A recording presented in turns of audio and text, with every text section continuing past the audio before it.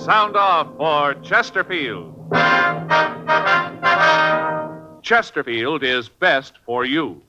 First cigarette with premium quality in both regular and king size. Chesterfield brings you Dragnet.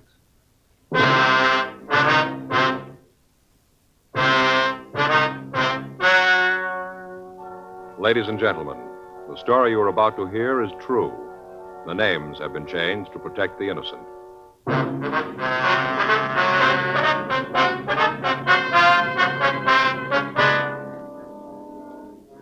You're a detective sergeant. You're assigned to robbery detail. A hold-up man has been hitting large supermarkets in your city. He's fast and he's experienced. Your job? Get him.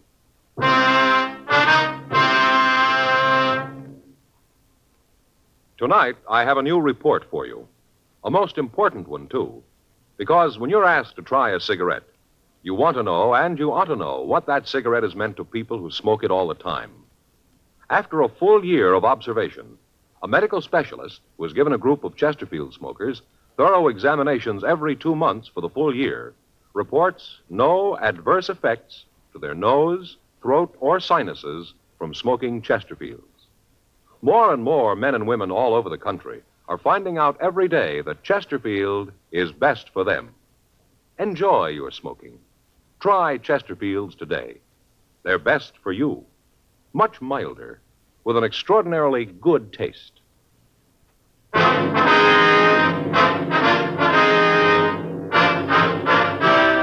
Dragnet, the documented drama of an actual crime. For the next 30 minutes, in cooperation with the Los Angeles Police Department, you will travel step by step on the side of the law through an actual case transcribed from official police files. From beginning to end, from crime to punishment, Dragnet is the story of your police force in action. It was Monday, July 7th. It was warm in Los Angeles. We were working the day watch out of robbery detail. My partner's Frank Smith. The boss is Captain Didion. My name's Friday. We were on the way out from the office, and it was 10:22 a.m. when we got to the corner of 67th Street and Jefferson Boulevard, the Lamont Brothers Market.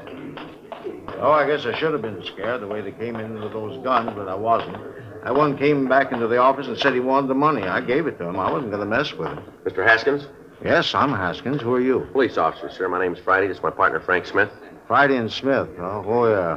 You're the fellows that was talking about, huh? Sir?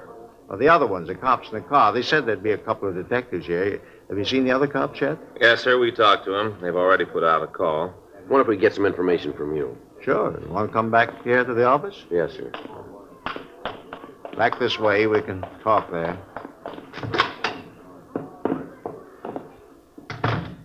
Just sit down. Mr. Haskins, if you'd just tell us what happened, please. Well, it's pretty simple. I was sitting here getting the money ready for the bank, and this guy came in. He said he wanted the money. Had a gun, so I gave it to him.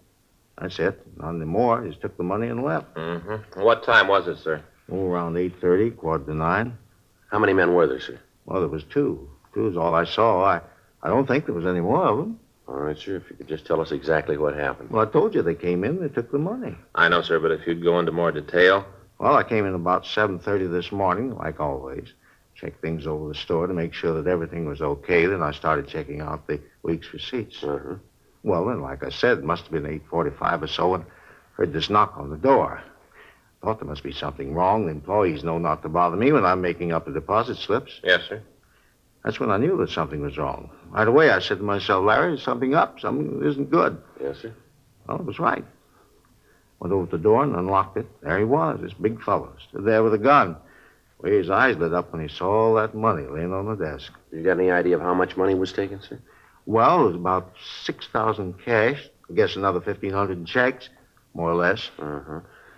I wonder if you'd give us a description of this man, could you? Well, like I said, he was a big one, real mountain of a man, well over 6 feet. Had this gun, you know. Uh-huh.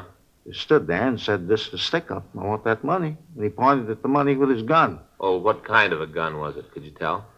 That's a great question. Of course I could tell. He had it right under my nose. Shotgun, sawed off. Had the stock cut down, too. Looked like a horse pistol. The way he handles that thing, I wasn't going to mess with him. Uh-huh. I told him, take the money. Take it and get out, not to shoot that thing off. He did. Walked right over to the desk and scooped up the money. He had a paper bag. He put it down by the table and he scooped the money into it. Then he said to me to stay put. Not to try to yell or be brave. Didn't have to tell me that. I wouldn't have tried anything. You said there was another man, is that right? Yes, I saw him when they left. He's a little fellow. About how tall would you say? Well, it'd be kind of hard to tell. I didn't get very close to him. Well, was he armed, too? Yeah, he was carrying a revolver. They drive a car, would you know? Well, if they did, I didn't see it. You went out after them, then? I should say not. The way that one fellow waved that gun around, I stayed right here. He said to stay put, and that's just what I did. What'd this big man look like? Oh, a real mountain. He was 6'2" anyway. He must have weighed in at about 215. Mm-hmm. How about his coloring? It was dark. He had black hair. His eyes were dark. Not a brown. It was almost black. Real dark. Mm-hmm. And when he spoke, did he have an accent, anything like that you might have noticed? No, I don't think so. At least there was one. I didn't notice it. Mm-mm. Did he have any scars or marks? What? Any scars or marks? Anything that might make it easier for us to identify him? Yes, there was a little scar right here. Right over the bridge of his nose. Across here. How about his clothes? What was he wearing? Had a brown hat on, a brown jacket. Short kind of what you'd call that the real slick material, you know. Satin, like bowling teams wear. Yes, sir. Had on a pair of brown pants, brown shoes. How was the other one dressed? I couldn't tell you for sure. Like I said, I only saw him for a minute when I opened the door. He was out there telling the people to just mind their own business, do that, and they wouldn't get hurt.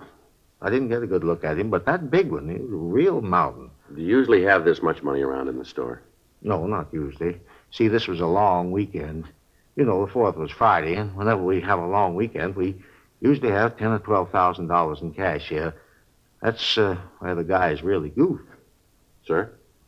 Really missed the boat. You know, if they'd known what they were doing, they'd have gotten a lot more. Well, how's that, sir? The safe out in front. Another $7,000 out there. Guys missed it completely. Yes, sir. Yeah, sure hope they don't come back for it.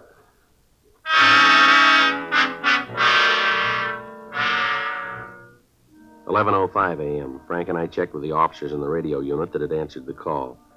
They'd gotten out a broadcast on the bandits and then started a canvass of the neighborhood, but they didn't find anyone who could give them any information. One of the clerks was able to describe the smaller of the two suspects, and we got out a local and an APB on them. Then we took the market manager downtown to look at the mug books. He told us that the larger man had worn gloves all the time he was in the store, so there was no need to look for fingerprints. The market bandits had been operating for the past 8 months. In that time, they'd held up 17 stores. Their method of operation was always the same. They'd hit only after a weekend or on the Monday following a holiday weekend. They'd hit only the larger supermarkets of the ranch type.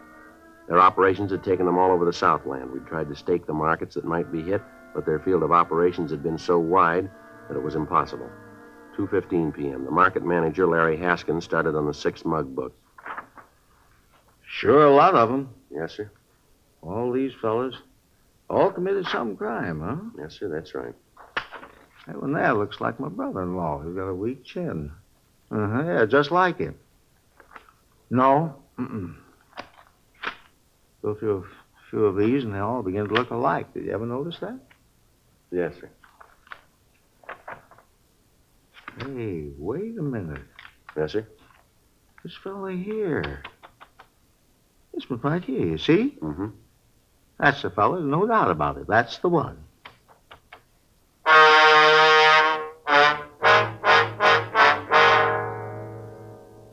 The market manager had identified Bernard R. Hansen as one of the holdup men.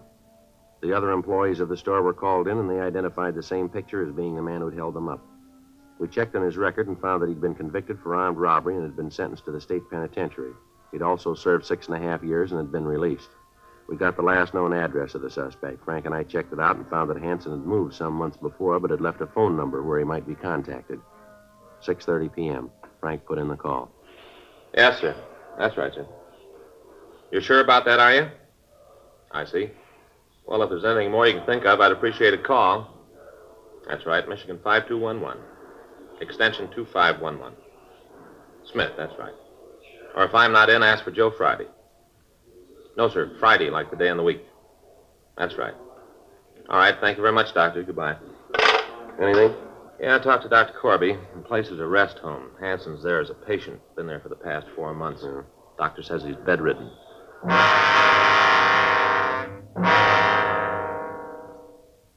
We checked on the rest home. It was a private sanitarium in the valley. We got in touch with the medical authorities and found that the head of the hospital was listed as Dr. James Corby. Frank and I drove out and talked to Dr. Corby and the rest of the staff. From them, we got the story that Hanson had been a resident of the home for the past 4 months. We found that he had a lung ailment and was confined to his bed 24 hours a day. The doctor showed us his records and charts, and from what we could tell, it would have been impossible for Hanson to have been the bandit. 3 weeks passed. On August 4th, the market thieves hit again, this time out in East Los Angeles. They got away with a little over $9,000. The manager of the market came downtown and checked the mug books. They again identified Hanson as the thief.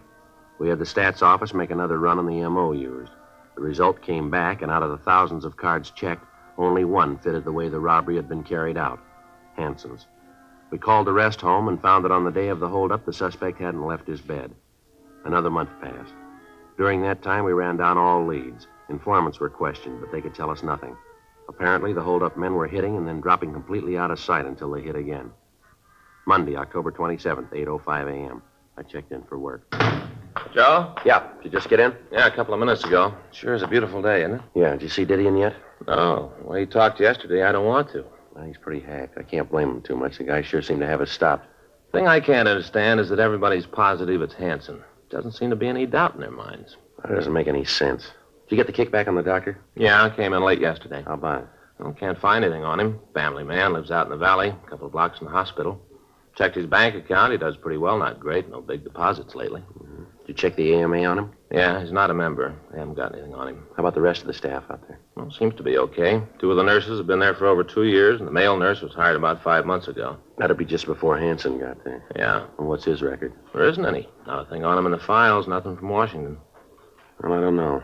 He seemed to come up out of the ground, pull the jobs, and then drop back in. Nothing on the partner? No, thought I had something. Talked to an informant this morning while I had coffee. He thought at first that he knew who the little guy was, but then he remembered that the fellow he was thinking about died 2 years ago. A hot shot, I'll get it. Well, let's go. I hit again.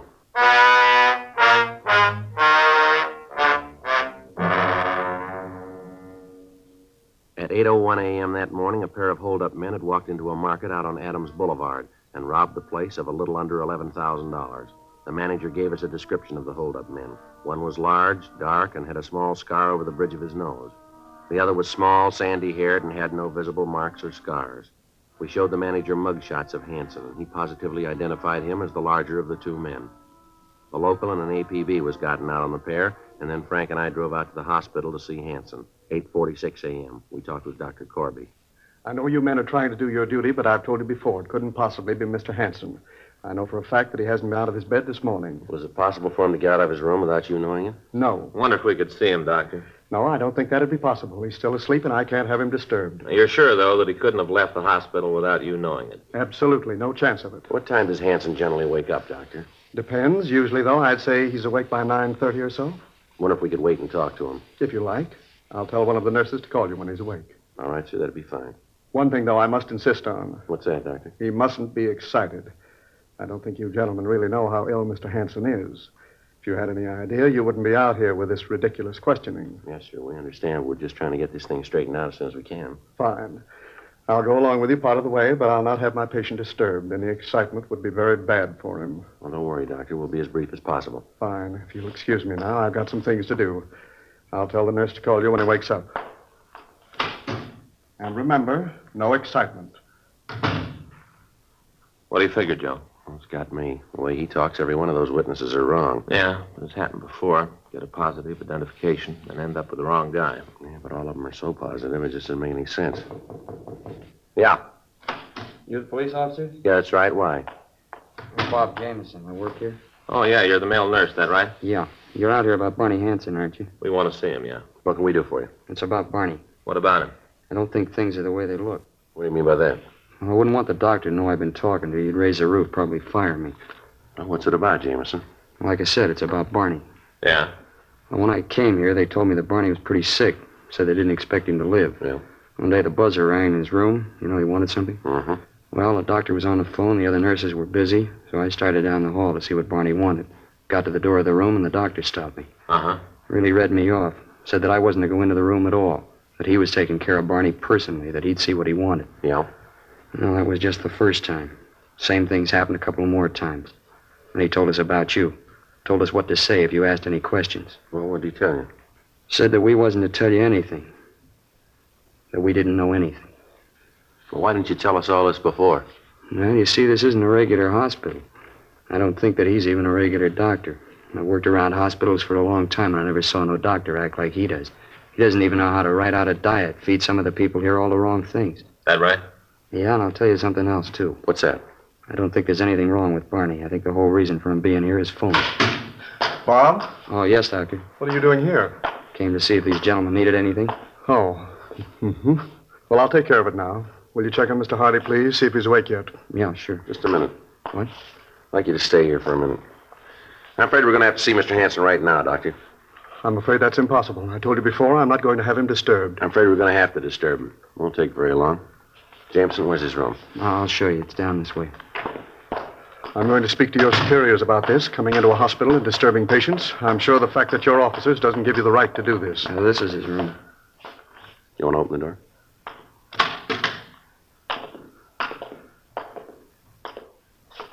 Well, how about it, Doctor?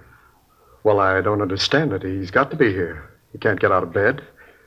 I'm sure there's some explanation for his disappearance. Yeah, maybe you can explain this, too.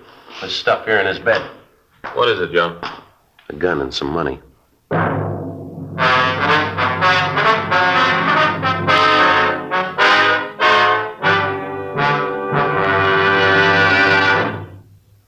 You are listening to Dragnet, the authentic story of your police force in action.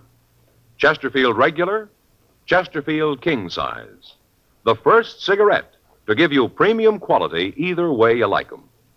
This means that King Size Chesterfield contains tobaccos of better quality and higher price than any other king size cigarette. Chesterfield is first to name all its ingredients, ingredients that make the best possible smoke. And Chesterfield gives you this full year's scientific report. No adverse effects to the nose and throat of a group smoking only Chesterfields. So enjoy your smoking. Change to Chesterfield today. Much milder, with an extraordinarily good taste.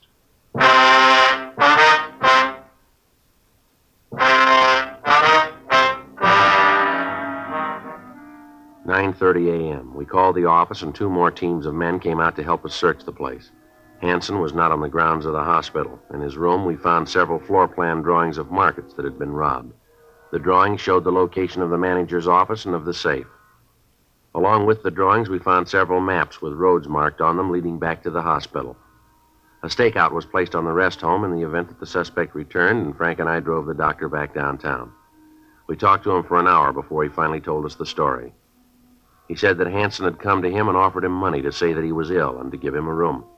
The doctor went on to say that after he got started, he tried to get out of the deal, but that Hanson said he'd get his family if the doctor said anything about his activities to the police. Dr. Corby gave us the name of Hanson's accomplice, Marty Peterson. He said that he didn't know where Peterson lived, but that he usually came out a couple of times a week to see Hanson. We notified the stakeout to be on the lookout for Peterson, and then we booked Dr. Corby at the main jail. We ran the name Marty Peterson through R&I, but we got no make. We sent the name to George Brereton up at CII in Sacramento, and also to Washington. The kickback gave Peterson a record of 2 arrests of robbery and 1 for ADW in the East. It also gave the name of a sister who lived in Los Angeles. We checked with her, and she was able to tell us where Peterson lived.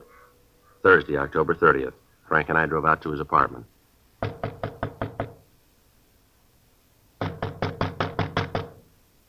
Who is it? It's the manager. Just a minute.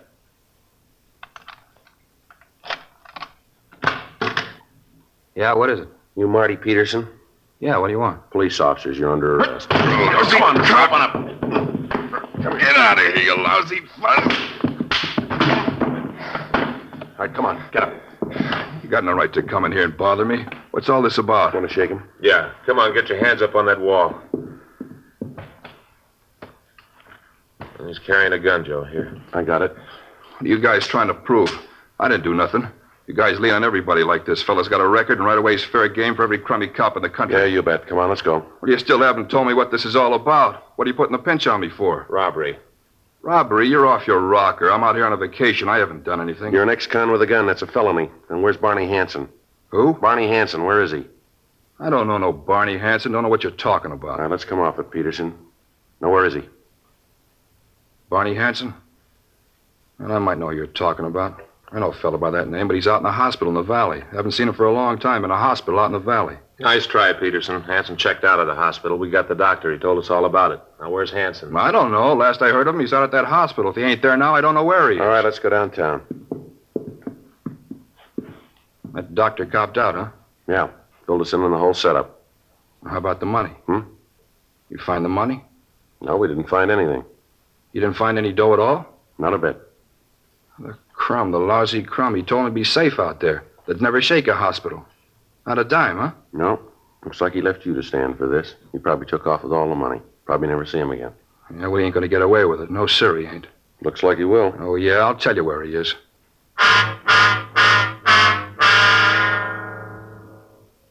We took Marty Hanson down to the city hall, and he was booked at the main jail. Before he was booked, he gave us the name and address of Hanson's girlfriend. Frank and I drove over and talked to her. She told us that she hadn't seen the suspect for several weeks. She said that she'd heard that Hanson had been running around with another girl. She also told us that she'd heard Hanson had bought a new car and was running around with a new bunch of friends. She said that she hadn't seen him since he got the new car, but that she'd heard it was a new Oldsmobile and it was painted a fire engine red. We called the office and arranged for a stakeout on her apartment, and then we began to check out the Oldsmobile dealers in the Los Angeles area. 2 teams of men were assigned to help us in running down the list. It took us 2 days to talk to the dealers in town. Each of the dealers was shown a mugshot of Hanson. 2 days went by. Finally, we got an identification. A dealer out on Franklin in Hollywood reported that he'd sold a car to Hanson. However, when we checked the address he gave us, we found that Hanson had moved a week before and left no forwarding address. We got in touch with the Department of Motor Vehicles, and from them we got the address where they'd sent the pink slip. It was an apartment house out on Highland Avenue. Frank and I went out to check it out. Yes? Bernard Hanson in? No, he isn't. Something you wanted? You expecting him? I don't know. I haven't seen him this morning. I just got here myself. What if we could talk to you? Who are you? Police officers. My name's Friday. This is my partner, Frank Smith. How do you do? I'm Lily Edwards. Come on in. Thank you. Thank you, ma'am. Get you anything? Cup of coffee? Anything? No, thanks. When'd you last see Hanson? Last night. We got a date at 2:30 this afternoon. What time is it now? Well, it's 2:37, ma'am. Late. He'll be along in a minute. What do you want to see him about? Done something? Better if we could talk to him. Personal, huh? Yes, ma'am. He's a wild one, old Barney. Him and that red car. Real wild. Ma'am? That car he drives. You know, it's a red Olds. He's like a kid with it, always wiping it off, taking care of it. I think he'd bring it up here at night if he could. Never seen anything like it. Mm-hmm. How long you known Hanson, Miss Edwards? Not long. Couple of weeks, I guess. Not much more than that. Where'd you meet him? Well, I hope you won't get the wrong idea, but... Ma'am? Well, I live down on Vine Street, below Fountain, you know? Yeah? Well, I usually have morning coffee at the drugstore, the big one on Vine. Well, one morning Barney comes in. I guess it's about 9, somewhere around there. He plunks down on a stool next to mine. Then he takes out a package of cigarettes and starts to light one. He's shaking so much he can hardly hold the match up to the cigarette. Well, I got to laughing because I thought he was hung over. Anyways, we got to talking, and the next thing I knew, he asked me out to lunch. Uh-huh. Well, I knew it wasn't proper, but I figured, well, he seemed like a nice guy, so I told him that I'd meet him. We had lunch that day, and we sort of been going together since. I see. Hanson ever told you what he did for a living? No. I asked him a couple of times, but he wouldn't say anything right to the point. He'd, kind of hedge around the bush. So I figured that he didn't want to tell me, and I stopped asking. He was always nice to me. No need for me to pry into his personal affairs. What time you got now? It's 2:40, ma'am. Can't understand it. He's usually so prompt. I hope nothing happened to him. He said sure to meet him at 2:30.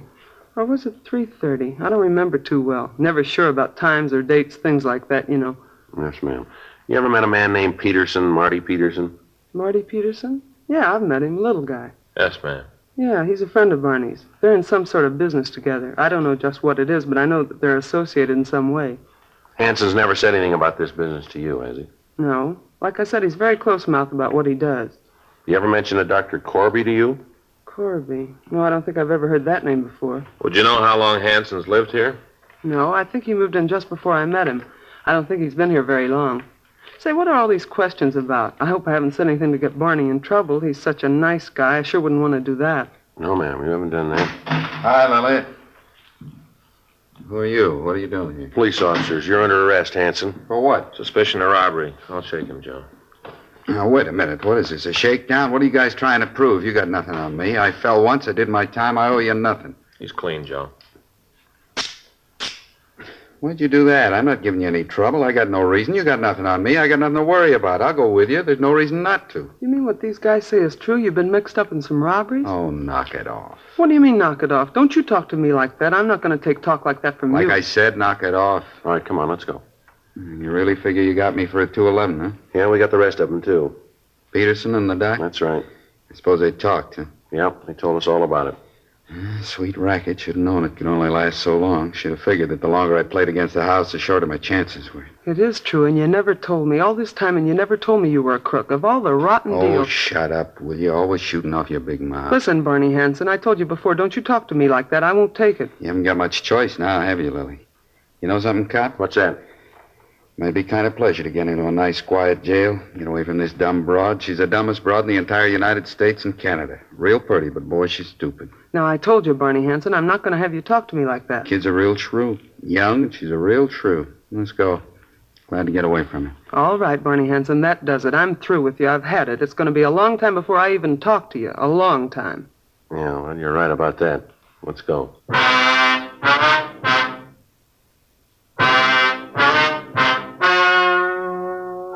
The story you have just heard was true.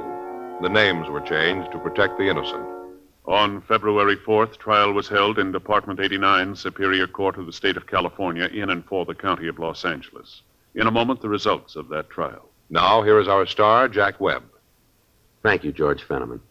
Earlier tonight, George Fenneman gave you what I consider pretty strong evidence that Chesterfield is the cigarette you ought to be smoking. That's why I'd like you to try a pack of Chesterfields. I think you'll find they give you everything you want. A real good taste and Chesterfield mildness.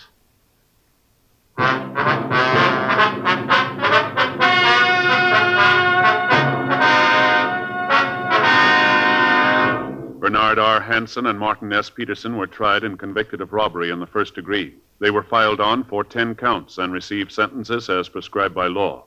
Robbery in the first degree is punishable by imprisonment in the state penitentiary for a period of from 5 years to life.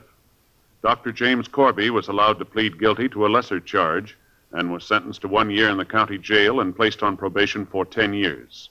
One of the terms of his probation being that he is not permitted to operate a rest home.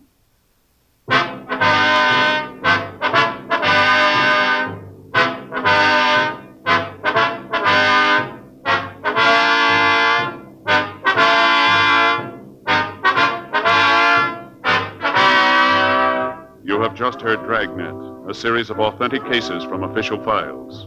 Technical advice comes from the Office of Chief of Police W.H. Parker, Los Angeles Police Department. Technical advisors, Captain Jack Donahoe, Sergeant Marty Wynn, Sergeant Vance Brasher.